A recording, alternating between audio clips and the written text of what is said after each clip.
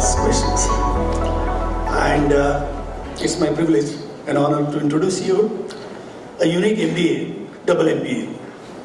An MBA in the sense two novels when he started, and acronyms of two novels are MBA. In terms of his first novel, which is mediocre but arrogant, MBA, and second, married but available.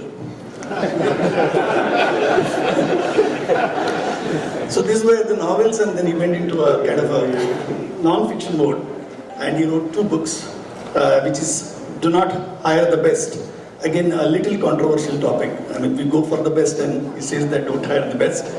And the topic for the book is Digital Tsunami. And again, I think double is something is associated with Abhijit, because I'm little going on is things which are not published. Two Washingtons. So two Washingtons is like it's son and daughter. One is in the Washington state, and second is in the Washington city, east and the west coast. His permanent address is seat 12A in Plain, and his temporary address is Bangalore.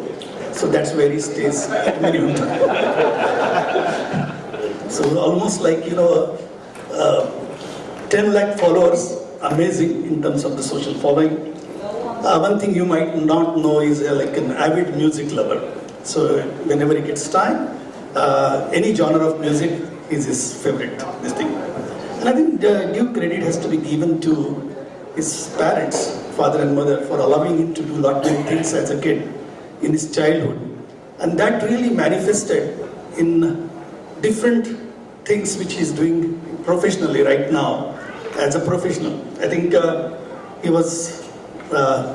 he used to draw a bit in his youth days. That manifested into sketch notes. He did, talking on the radio stations. That manifested into podcast. He used to write, small stuff in the youth days, but then it manifested in terms of the novels, fiction, non-fictions, writing web series, keynotes, columns. He's a theatre person from a theatre also. He's sort of acted in the multiple theatres in his youth days, and that manifested into even acting in one of the movies. And what was the name of that movie? It's Apna Asman.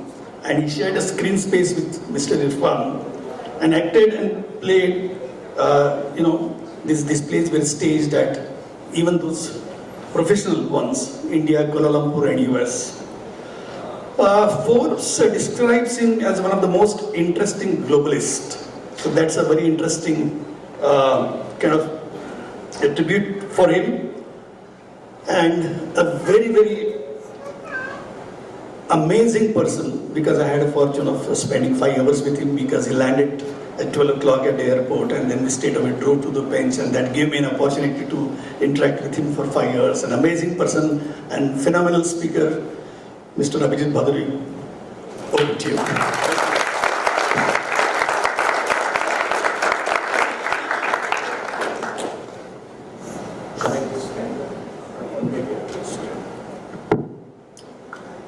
Good morning, Nagpur.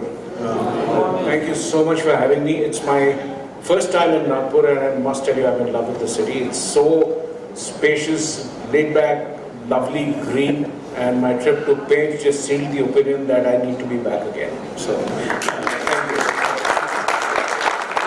I want to spend a little bit of time really talking about why I wrote, the Digital Tsunami.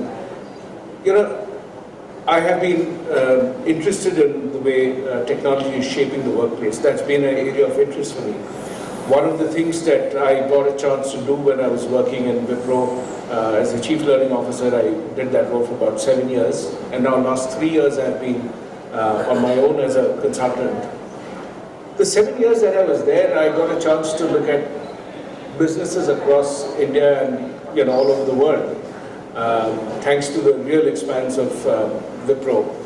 One of the things that I discovered there was technology was changing a lot of things. So there was already the first phase of social, mobile analytics, cloud, all of this would already happen. But more than that, what I discovered was happening is, things inside the workplace were also changing. And so the fact that every sector that you can think of which Wipro worked in, from automobiles to aerospace to retail, healthcare, consumer, telecom, everything that you could think of was really undergoing a rapid turmoil. So I wrote about what I had observed, wrote about some of the 4 or 5 shifts that have happened. But before I talk to you about that, I just want to tell you that nature has a very interesting way of warning us through tsunamis. The very first recorded tsunami was just a year or so before the first industrial revolution began. It sort of brought people in from agriculture into, inside a factory. At that time it was steam, we were making textiles. The second industrial revolution, again 1 year before that, there was a massive tsunami. And this time it changed the world and sort of really turned it from steam to electricity. And this time it was automobiles, metals, the shift working, all kinds of things changed. The third tsunami was a little more recent, and that was the time when the mobile revolution happened. And, the whole world started to adopt. And just a month before, we had that tsunami where even India got impacted a little bit, December 2004. We crossed that 500 million people across the world had got connected. Now it is, of course, much larger. Yeah.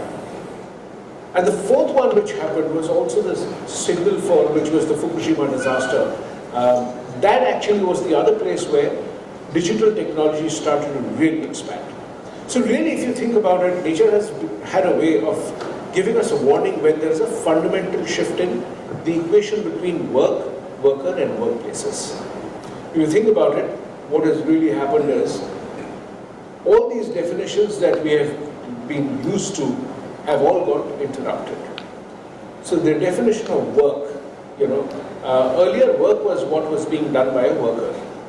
At the same time, today it's not just the worker, every piece is being done either by, it could be done by a robot, it could be done by a computer algorithm, it could be done by a little program, it could be done by a machine. Think about how the world of a photographer has changed, right? Every other person today who has a phone is a photographer. Think of what it does to somebody who is a photographer, who does photography for a living. What does it do to that person? Because the standard of the bare minimum that comes up, because you and I at least can speak for myself. I know nothing about photography, but I take reasonably good pictures, not because I'm a great photographer, but the camera that I use in that phone, it uses an algorithm to merge 3 lenses and take the camera photos and blend it together. You put it on Instagram, it gives you a choice of filters, which earlier you had to do a course in Photoshop. To be able to understand how those filters need to change, you have to manually balance it, understand light, speed, camera, film, roll, all of that. You don't need it anymore. It's a commoditization of that expertise. So what does it do to the worker? The worker has to continuously upskill themselves, which is actually in some sense great and in some sense quite frightening, because human beings are living longer, organizations are living for much smaller. So really the thing that is changing is that in the digital tsunami, if you look at, just to give you a little data point, the Standard & Poor index, you may have read this many times, it used to be that an organization which was on that index lived for about 70 years. Today it lives for less than 16 years. So if organizations are living lesser, chances are that the notion of work and careers is also going to change, because you will not have so many organizations. They will die before you complete your career. Yeah. Parallelly, human beings are living longer. If you think about India in 1947, the average longevity, was, guess how much? How many years? It was 32 years. So an average person lived for 32 years in 1947. Today it is closer to 70 years. So we have doubled our lifespan. What it also means is the time that a person started working, the 4 ashrams that we talk about, brahmacharya, grahastha, vanprastha, sannyas, Imagine we are doing it in 10 years each, roughly. But today, as we've expanded this whole notion, human beings are, the people sitting in this room, many of us are going to have to live to be close to 100. Today, the actuaries do their calculation for assuming the human longevity to be 125 years. Look up the Wall Street Journal, you will see where the data comes from, 125 years. And that's for the advanced countries. So let's assume for a minute that we are not going to live as much as that because of pollution, etc., all of that. But you will still live to be 100. Which fundamentally means if you're starting your career at 20, you're going to work for at least 7 decades. And the rate of obsolescence of skills is so sharp that this whole model of learn, earn and retire, you finish your education, you join a job, and then you retire. You enjoy yourself. Think about what it means to learn, earn and retire if you're doing one-third, and think of what learn, earn and retire means if you're going to be lived to be about 100. So what that really means is that this whole notion of retirement that used to happen earlier, at the end, is actually moved here. It's moved right ahead. So therefore you will see that there are people today who will be credentialed in something, so you could be an engineer, and then you kind of do your little stint in the evening as a stand-up comedian, and then you become a full-time stand-up comedian. So career 1.0 used to be where the person had a degree as an engineer, worked as an engineer, started in one company, maybe changed a few jobs here and there, and jumped. So that was career 1.0. Career 2.0 is where the person is credentialed to be, let's say, an engineer, and then changes track and becomes a chef, a stand-up comedian, maybe a combination of many things. So many of my friends have quit their jobs and are doing all these kind of things, unusual careers. I was asking somebody that what is the right age to consider, that it's a good time to be a millionaire if you want to be a millionaire. And so this person was saying, oh, you need to have done it by the age of 30 or 40. 40. And I said, by the way, last year's youngest YouTube billionaire was 8 years old.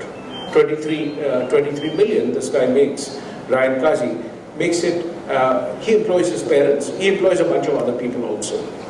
What does he do? He plays with his toys, and that is telecast, and millions of people watch it. Millions. Now the question is, where did this kind of a career come in? Is that a career? Would you say that it's child labor? Would you say it's a career? Would you say it is fair? Would you say it is ethical because he is employing his parents? So, this whole definition of what is work, what is worker, and what is workplace has completely blurred. We are, each one of us here, every single day, get up and do work so that somebody else becomes rich. You know what is that? We post our stuff on Facebook and Instagram. कितना वक्त लगाते हैं आप? हाँ, ये ऐसे करके नहीं अच्छा नहीं है, डिलीट करो. क्यों? ताकि मार्क ज़करबर्ग जो बेचारा कुछ ही बिलियंस कमाता है, थोड़े से और बिलियंस बन जाए. आपको कुछ नहीं मिलता उससे. Look how happy it makes us. I will tell people, खाना मत. पहले इसका फोटो डालो Instagram. Think of where that has changed so many things about us. So the question is, this morning, I was talking to one of the authors who's here, Arun Mara. He used a lovely phrase which I'm going to steal from him and I'm going to share that with you. He says, while technology gives us reach, the stuff that I post, he talked about millions of readers. It's incredible. It's a very fulfilling thing for a writer to be read by so many people. But richness of those conversations comes in only from those one-to-one conversations, where you and I, we have that deep conversation and connect. So the real question that is going to happen for each one of us is, we are going to move from career 1, which I described, one job, one credential, one thing, to career 2.0, which is, credentialed in something, doing something else, to a situation like mine, where I'm a gig worker, I'm a freelancer. I travel and do work with companies all over the world through just the internet. So my office, so when people ask me, where is my office is here. It's in my pocket. And so is yours. And so the opportunities that are coming up through technology, and it changes many things. Think of how unfair it is to an author who writes, so my next book called Dreamers and Unicorns, I'm just about finishing that. I'm going to talk a little about that later. But these dreamers and unicorns spend so many hours and days and months to write a book. And then you get a certain amount of money out of it when a reader buys the book. Yeah. But think about the fact that a Kim Kardashian posts a photograph of her lipstick, she holds that up and posts it, and she makes, in 280 characters on Twitter, she makes $500,000. Is that fair? I don't know whether it is fair or unfair, but it is the rule of a new world. And so the digital tsunami is an amazing opportunity, provided you play by the rules of the digital tsunami. If you don't, and you land up playing by the rules of the analog world, you will probably be the loser, and you will be a bitter person. If you embrace that change, you're going to really thrive in this new world order. When movies started happening, when we started building, India made its first toy, 1931, called Alomara. Usse pehle bhi picture bani thi. If you sort of really look at what started to happen at that point of time, we had just moved from theatre into cinema. And what that did was, that theatre-cinema transition meant that people still looked at theatre as the way of conveying a story. So in cinema, even though we were using cameras, it was enacted like this and filmed like this and put on. Right? And if you think about it, somebody then said, hello, why do we need to do it like this? Why can't we go somewhere else and film this? If you are showing that the person is in the garden, why paint trees at the back and put it? Why not shoot it in a garden? So whole question, you mean the camera? Yeah, of course. Why can't we take the camera outside? Then they said, why can't the camera not be somewhere at the top, at the bottom, eye level, foot level, worm eye view, God's eye view, so many things. Mise en scene. It developed a new grammar and a new language. I think, let me, get on the side of the book. What triggered you to write this book, Digital Tsunami? I noticed 4 or 5 things which were changing the way the world was working. So I noticed that the cinema as a medium had emerged, but a lot of the world was still acting as if it was theatre. So I just wrote about that. Some of the changes, for example, we don't own the brands. The company doesn't own the brand. It's owned by the employees and the consumers.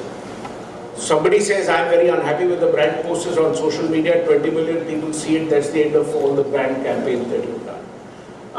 It's all about data. Data creates business models, all of that. The ability to distribute something for free across the world. It has never happened before in human history, Just the electronic media, digital really does that. The opportunity to, the way we innovate, we can innovate. Today, for the first time, the largest companies in the world seek out the average person. It's not about how much research budget that you have, but it's about understanding how communities work. So, there are communities like Cattle and Innocentive and so many of these other places. When anybody, sitting here can solve a problem for GE, which is, happening and sort of doing that. So it's an amazing world of tsunamis. Tsunami happens when very fundamental plates of the earth, they shift. I think we are seeing that shift. Worker and workplaces, all three are shifting together. It has never happened like this at such a pace. So that is the convergence of so many changes that's, so that was the digital tsunami. I mean, you mentioned about this G example, and actually they have this product competition, and one of the problems that was solved. The aeronautical engineer was from Indonesia. And he was not from the aviation industry. Absolutely. And would you think about it? Would such a person have been actually employed by the company? Because imagine I want to apply for the aeronautical department of GE, and I say I'm not an aeronautical engineer, I want to be employed. Kya bola? Log hanse. But yet this is the guy who solved the problem that GE could not have solved, the academicians could not have solved, they solved it. So how incredible is that?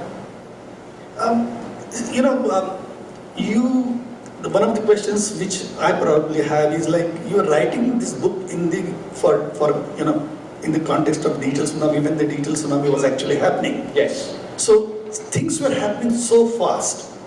And as a book writer, if you're trying to put some examples to prove your point, you are taking examples and some of these points you want to prove and take a company as a reference. And that company might get bust. Yeah. We celebrate that company, but that company goes bust. Or maybe those examples, as you write, Yes. will become irrelevant. Yeah. How difficult it was for you? It's a huge challenge because, if you think about a book, when you're writing about technology in a book, it's a little bit like taking temperature. Your temperature is never constant, it sort of changes a little bit. But when you take a temperature, it's at a point of time. So a book freezes that at a point of time, it gives a snapshot. So it's like a photograph of an event that has happened. You take millions of photographs of a wedding. The wedding is over, and the relationship continues. So I followed it up with a lot of the writing through my columns and the newspapers and magazines. So I continued the conversation through that. The book was a snapshot in time and established a point of time. I'm facing exactly the same challenge today. You want to say that so-and-so company is a unicorn, you want to talk about WeWork, and then WeWork goes bust. But it's because, again, you have to really, when you start thinking, what is permanent in that whole process? The human side is permanent. So, challenges of leadership, talent, and culture are the three permanent pillars that is going to drive change.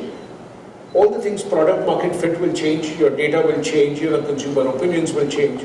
So the opportunity to drive that kind of a shift lies in the humanness. So I think digital is really not about technology, it's about putting the human being at the center. As long as the businesses think it's a technological solution, I think you're missing the point, and it's not going to end well for you. Interesting take. Now, tsunami, you talked about digital tsunami and this tsunami as a waves. And, it's very difficult to spot. As you mentioned in your book, when it comes, it's just like you're on the tarmac and the aeroplane is coming towards you and there is no way out, you're just stunned. And, are there any leading indicators to look at where this, you can spot those trends little early and start preparing yourself? Oh, what a fabulous question.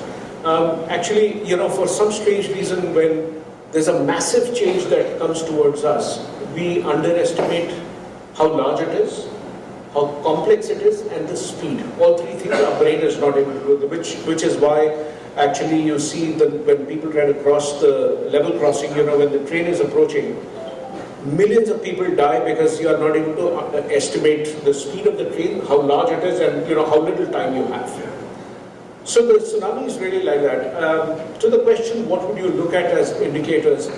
I would actually follow the, so when there is a technological trend, so whether it is, let's say, you're looking at cryptocurrency, if you sort of look at that, you think about what is the underlying piece that is human. If you study the human side of the change, you are better prepared. So, and let me give you an example. Okay, let's say a concrete example. This is something very stupid and abstract.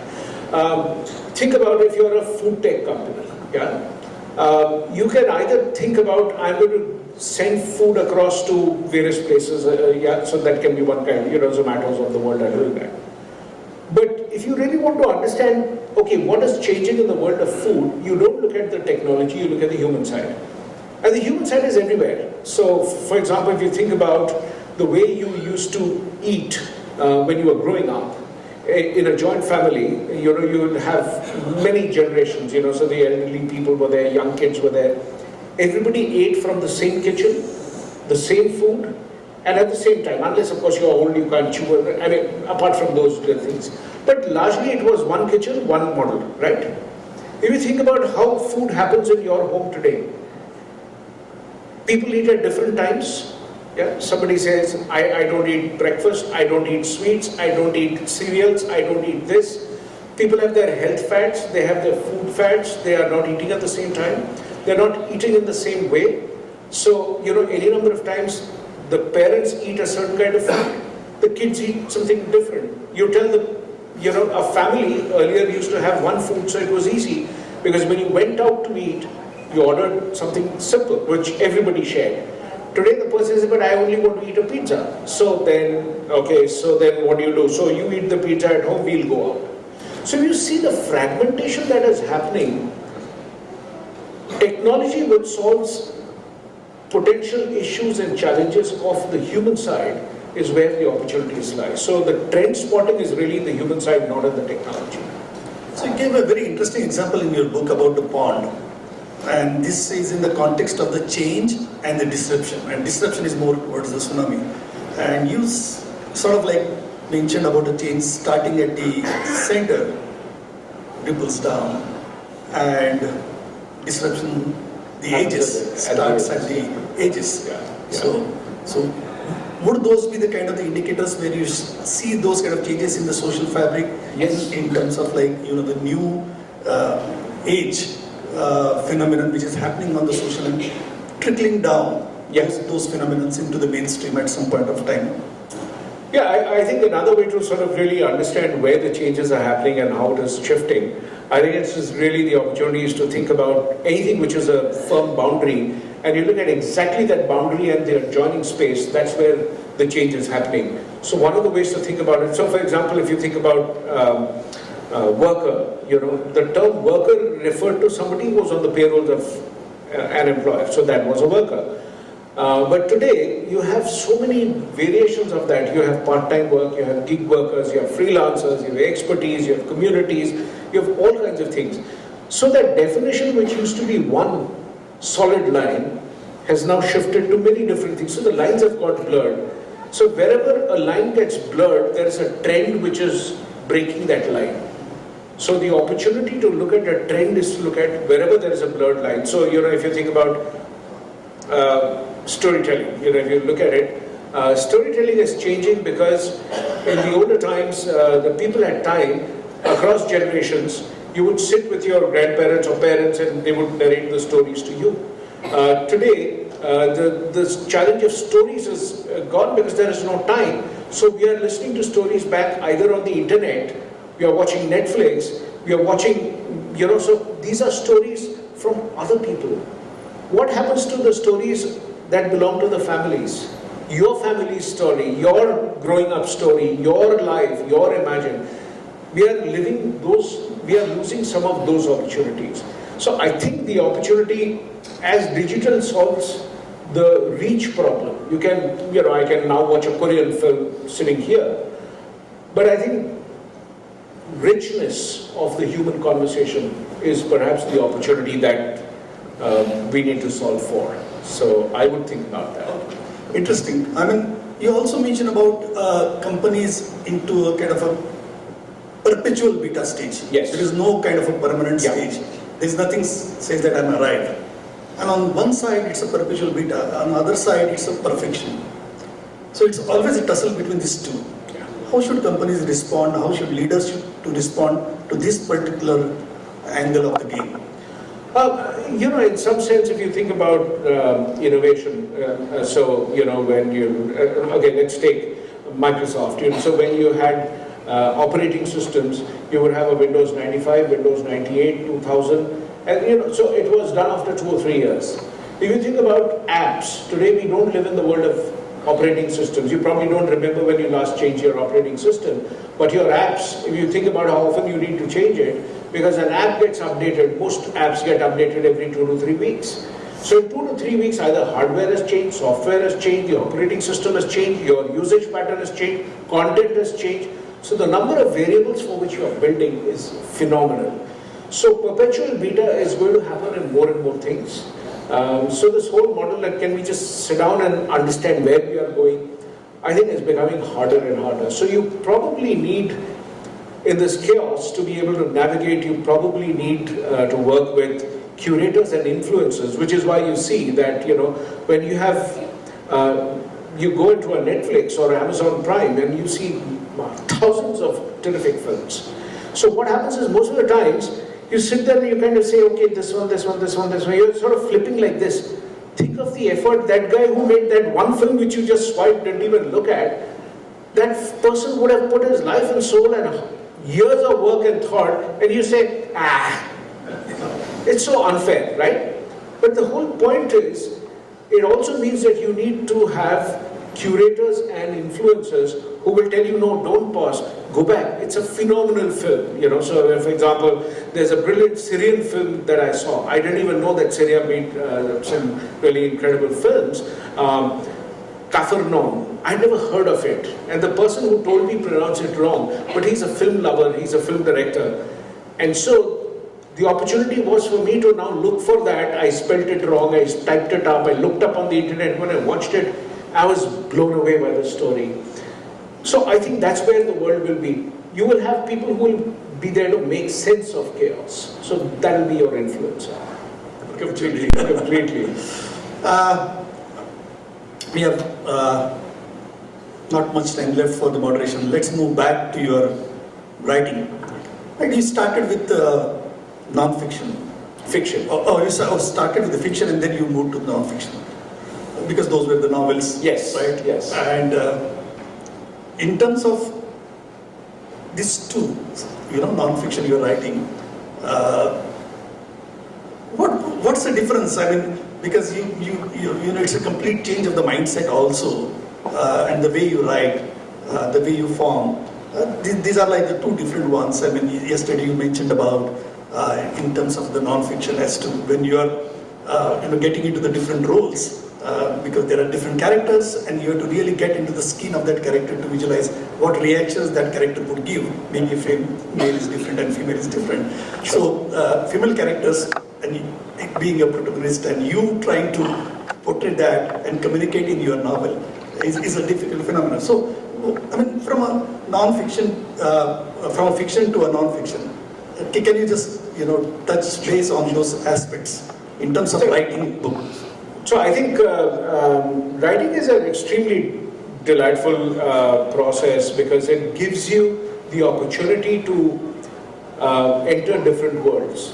So when I wrote fiction, which is where I started, I wrote 2 books of fiction, Mediocre but Arrogant, Married but Available, which was a sequel to that. The real interesting challenge for me to grow as a writer was when I started to write about different characters. Characters were different from the world that I've lived in. So fiction writing actually gives you the opportunity to experience a world which you have never seen in your life. So for example, I can write about, so one of the pieces of fiction that I'm doing now, I'm writing, the challenge that I've taken on is, can I write about a city which I've never visited? And make it so real that you would think that maybe you've grown up there, How do you create that, yeah? In the same way when you're writing, when a man writes about a woman's reaction, yeah? So in the first one, for example, there's a love story. So my editor, when she read the first draft, she sent it back to me saying, this looks like a man is breaking up with another man. It doesn't look like a woman's response. And I said, why do you say that? And he said, look at the dialogue, there is hardly any difference between what this guy is saying and what that woman is saying. There's 2 guys speaking. And I thought about it and I said, oh my God, it's such a sharp observation. So I then I tuned in and watched, I spoke to, some friends and I said that, when you broke up, what did it mean to you? And the way the person described it is so different. And that, so knowing about the human side actually enables you to become better in terms of conveying stories. Also, the story when you write, it's really like you have to have the whole jigsaw puzzle in your head. And you narrate through the eyes of different characters. So if you think about my favorite story, clearly has always been the Mahabharata, because, first, it's like a million stories put into one complete story. So you can have a Mahabharata which is told in 10 pages. This happened, 18-day war, this happened, Kaurav Pandit, this, or you can actually read each one of them. And now if you think about what's happening is the granularity that you narrate Mahabharata from the eyes of a Duryodhan, or you narrate Mahabharata from the eyes of Draupadi. So many such, there are many such formats which are emerging. So that's fiction for you. In non-fiction, actually, the most important sequence is to write the table of contents. If you don't have the table of contents, your storyline is not clear. Then you come across completely jumbled-headed. So you spend a lot of, so for me, I use actually these doodles with the idea of, putting that idea together in my head visually. If I understand that, then it's easy for me to write the text of it. So that's really how I think I segregate fiction versus non-fiction. Two different processes altogether. I mean, Abhijit is the kind of a person who really pushes boundaries every year. I mean, if you follow him, how he has, after Wipro Life, I mean, he's pushing the boundaries and the envelope in the, uncharted areas. So, I mean, now you are also writing columns in like, Times of India, Economic Times, Hindu, Business Line, and all those things. So, you also said now you're writing a next book, which is Dreamers and Unicorns. We'd love to know more about it a little bit because we have just 2 minutes left, and then we are going to open it for audience. And audience, please have your questions ready. So, Dreamers and Unicorns said because of digital technology, and it has turned every organization that you can think of into one of the 4 categories, which is Dreamers, which are the startups, then you have the Unicorns, which are growing rapidly. You have the market shapers, companies like Amazon, Apple, etc., all of that. They are the market shapers. And then you have a vast majority of companies which are incumbents, which are actually, in various stages of transformation. So the question really that is being answered is, how do you deal with that transformation? And the answer lies in, so some of the things which remain unchanged is, the product market fit, raising capital, all that good stuff remains where it is. That remains. But I think the differentiation is in the digital space, like we talked about workplaces changing, you actually need to focus on the softer side, which is leadership, talent, and culture. As the drivers of growing the businesses from being a dreamer to the unicorn to the market shaper. Those who are missing out on one of these 3 actually go bust. So that's the... Amazing. Yep, exactly on the dot. Time up. Thank you. So, that's a digital kind of stuff. You're right on the time, right on the money over there. So now the floor is open for the questions from the audience. Okay. Sir, I'll give this shot. Alvin Toffler, a couple of decades ago, had talked about future shock when it comes to technological divide. How does Abhijit Bhaduri see somebody living on the other side of a digital divide? How does a new millennial living on the other side of the divide cope with future shock? I think, at this point of time, if you look at the internet as it exists today for the first billion, it has been designed by the rich, for the rich, of the rich. So it's a very non-inclusive thing. I think the technology which is coming in now is actually going to be aimed at the second billion. So if you really look at that, that's where, in India, if you sort of really look at it, the opportunities are going to come up for people who are able to solve the pin code based problems, which means how do I generate employment for the pin code, rather than that you move to that place and then you kind of, start pushing Swiggy. So I think it is going to move from that model into a more location based kind of offerings. It is good, voice is going to be the method of engagement. I think text, because text immediately leaves out people who are illiterate. So voice is going to be the method. Already, enormous amount of voice search is, coming up. So it will replace that. So more inclusive. Yes, sir. Yeah, question there, and then we can go to the girl there over the back. So gender equality. Go for that. I'm Prantik Banerjee. Hi, Prantik. Digital disruptions, are we moving ahead from an age of mediocre but arrogant to mediocre but androids? That's a nice title. If I use that title, I should credit it to you. I think, like I mentioned, what technology tends to do is it makes expertise very commoditized. So, back to that example of the photographer. Today, any fellow with an average phone can become an amazing, photographer, be known for the photographs. But I think when you look at that, despite that commoditization of the expertise, the real game changers. So how do people who are really experts, what do they, what makes somebody on Instagram have, 50 million followers? It's actually the ability to tell a story through each one of them. So, it is still the humanness that is the differentiator, because technology is an equalizer. I mean, you have a phone, I have a phone, so you know what you click. But the angle at which you click it and the caption that you write, those 5 words, makes your photo get 20 million views and mine get 3 views, all 3 from myself. So I think that's the differentiation. Ma'am, sorry. When it comes to storytelling, anybody can watch a Netflix movie, but then sitting together and then having a conversation, that will be a luxury in the future. So which idea should we work on? The digital idea or the counter ideas that will be growing?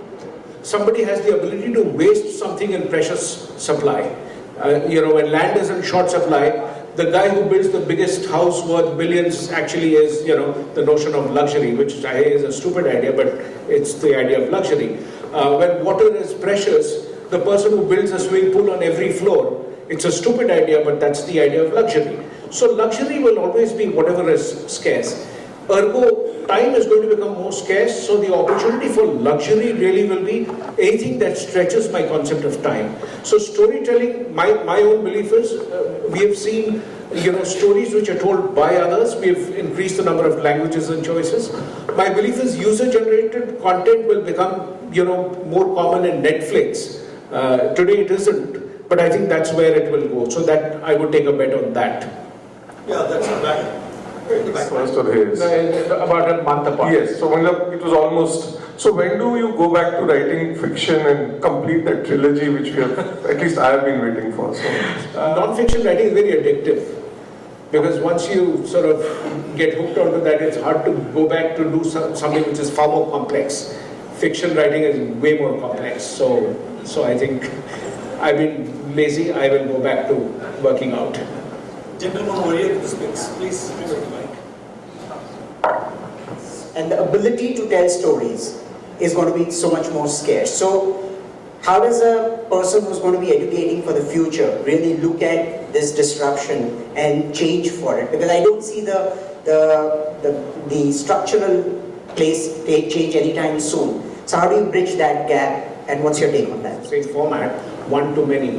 I think you are going to see that fundamental shift. So, content will become commoditized. It already is. Think about you. You don't actually need to go to school to pick up content, because it's available, Khan Academy, Udemy, this, that, and like a million choices. The role of the teacher is actually again back to that whole format that it's the human touch which the human being brings. So the role of the teacher is not really transferring content because that can be done by anybody.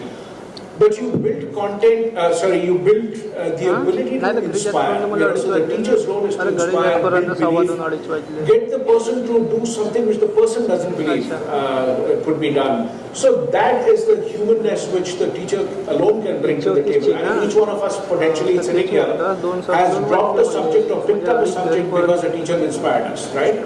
Both ways. It's worked. Whether I quit science because I just hated my chemistry teacher, but I picked up writing because I just fell in love with the way my teacher used to explain writing to me. Yeah. So I think the role of the teacher is really going to be in that whole space of telling a story, inspiring through a vision, building that emotional connect. We kind of say that I'm going to give it some more simply because I'm so inspired by that person. So I think that's going to be the shift. The role of content will become very commoditized. The role of the teacher will be that what I mentioned, it's going to be the curator. Who will be able to pick from those 5 million Netflix films and say, these are the 2 films you should watch. So I think the role of the teacher would be to create the shortest path to build that ability. So I think that's where we see. But skill shift is going to be a massive, massive challenge which I'm not sure whether educational institutions will be solving for it or the employers, and maybe it's a combination of these two, because reskilling is going to be the biggest challenge society will face in the next, I would think the next decade or maybe 5 years. The biggest challenge we've ever had. We've never had so many people become irrelevant in such a short time. I just don't mean somebody who's getting laid off from the job, but anything else. Right. So just wrapping up over here, and there is much more what Abhijit could articulate and really could convey. A lot of stuff there in the book and the books to come also. And he's going to be around His flight is like 8 o'clock. He will be like leaving this place at 6 o'clock, maybe 5:36. So he's going to be around. If anybody wants to catch up with him personally, he will be around. And real thanks for coming over here. Thank you. And making it as a plan. Thank you. I'm so honored to be here. Thank you so very much. For sparing us your valuable time. The gift has been sponsored by Sony Office Mate, manufacturers and exporters of quality stationery products. The gift hamper also contains a book titled Robotopia by our author, Mr. Sandeep Agarwal. Mr. Bhaduri with the gift pack.